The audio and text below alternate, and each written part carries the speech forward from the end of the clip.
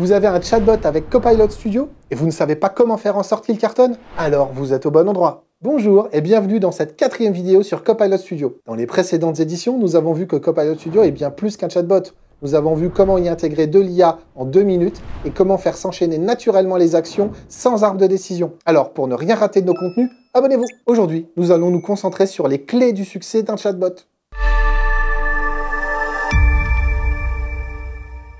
Un chatbot classique, c'est avant tout des conversations manquées. L'intégration de la Gen IA sur une base de connaissances permet de limiter la perte. Mais cela ne fait pas tout.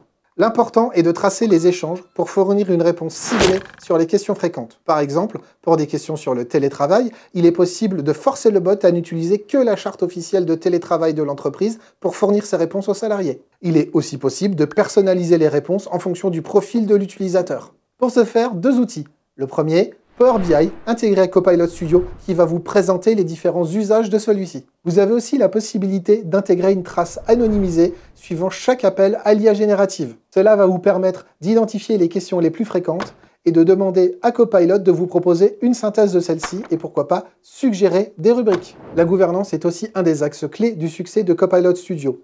Copilot Studio faisant partie de la Power Platform, vous allez pouvoir utiliser les mêmes outils de gouvernance. Par exemple, vous allez pouvoir utiliser le Microsoft Center of Excellence, kit fourni par Microsoft. Un des points importants de la gouvernance est la prévention de la perte des données, nommée aussi DLP. Pour piloter celle-ci, vous allez pouvoir gérer la disponibilité des connecteurs dans Copilot Studio.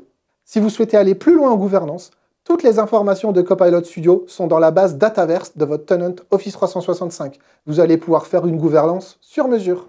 Enfin, pour conclure et surtout aller plus loin, vous allez pouvoir publier vos plugins Copilot Studio dans Copilot pour Microsoft 365. La description de vos plugins Copilot Studio servira alors de prompt et de conditions de déclenchement pour Copilot M365. Et voilà, avec tout ça, votre chatbot est prêt pour répondre à toutes les interrogations. Je vous remercie pour votre attention et espère vous revoir dans notre prochaine vidéo. Si cette vidéo vous a plu, likez, partagez et pour ne rien manquer à l'avenir, abonnez-vous.